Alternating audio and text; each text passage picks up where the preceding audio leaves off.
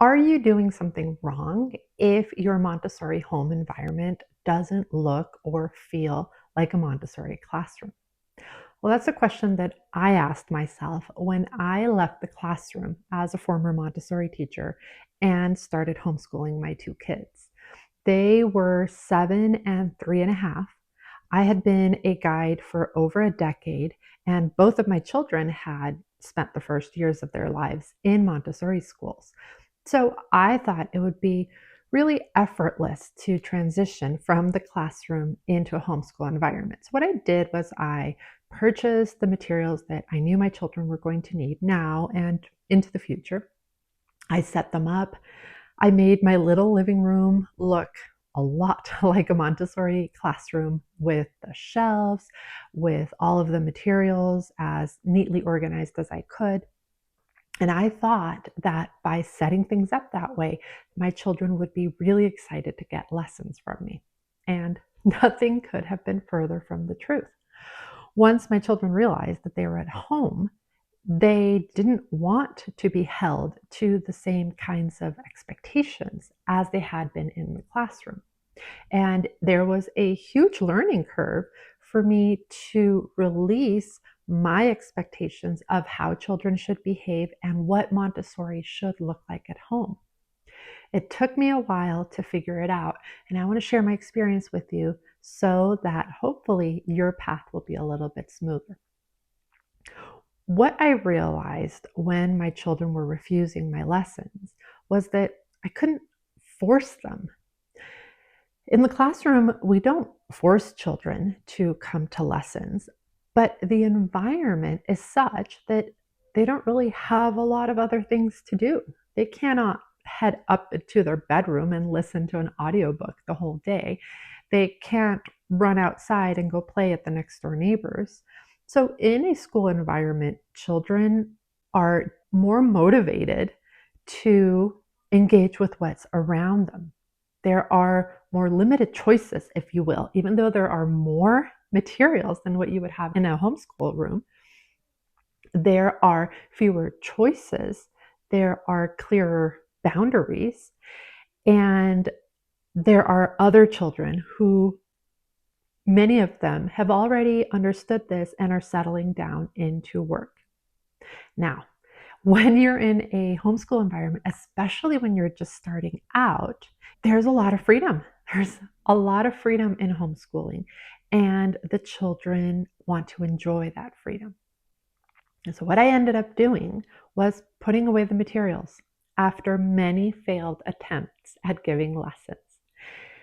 And I decided to lean into their interests, into what they wanted to do. I knew it wasn't going to be forever, but I also realized that I had to understand what was important to them before they would be willing to embrace what I knew was important to me. So, what did I do? I sat down on the floor with them and I played. We played Magnetiles, we played Hot Wheels, we played Stuffies, we made bubbles and blew bubbles, we drew with chalk. We did every single non Montessori activity ever. And that's how my Montessori homeschool started. And the reason I still call it Montessori homeschool, even though we weren't touching the materials, because I was observing, I was noticing what they were into, what questions they started to ask.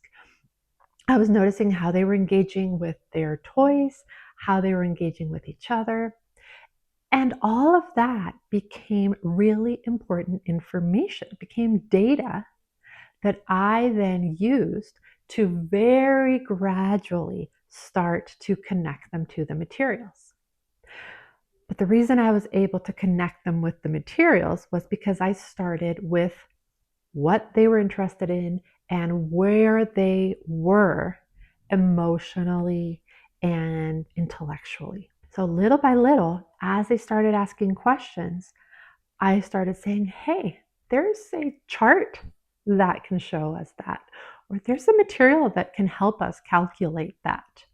We did a lot of work with allowance. We did a lot of stealthy science experiments that felt like play. And as we did that, all of the learning started to happen, all of the connections to the materials started happening, and they began to let their guard down. They started to realize that homeschooling and Montessori wasn't something that was going to be forced on them, but it was actually something that they benefited from because it gave them answers to the questions that they had. And those questions came from their experiences, from the real world experiences that I was creating space for them to have. So, how can you shift your perspective of what Montessori homeschooling is going to look like for you? First of all, we really need to release the vision that our Montessori homeschool is going to look and feel like a classroom. All of the aspects that you hear about in a classroom, where you hear about a sustained 3-hour work period, that's a goal, but it's not something that most children start off being able to handle. Having every single material, that's a goal, but it's not a realistic one. Not only do most of our budgets not allow for all the materials, our spaces don't allow for all the materials, but here's the truth. Most children are not going to use every single material in the classroom. I don't remember a single student in my decade plus of teaching that went through every single material. And so the focus needs to shift from these unrealistic, idealistic expectations of what Montessori should look like and towards what Montessori can look like and needs to look like for your specific children, for your family, for your budget, for your space, and for your season in life. So, in the comments, I would love to hear from you.